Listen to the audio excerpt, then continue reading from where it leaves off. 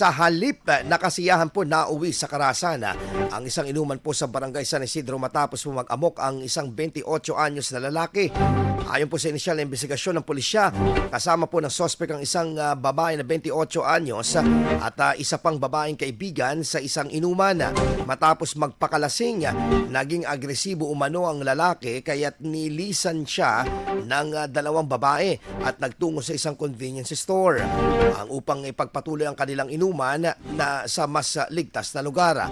Ngunit ilang sandali lang ay muling sumunod ang sospek at muling nagdulot ng gulo.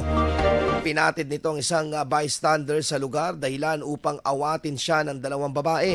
Nauwi ito sa pisikal na konfrontasyon kung saan sinampal siya ng isa sa mga babae. Gumanti umano ang lalaki at hinatak ang babae, saka inuntog ang ulo nito sa glass panel ng tindahan.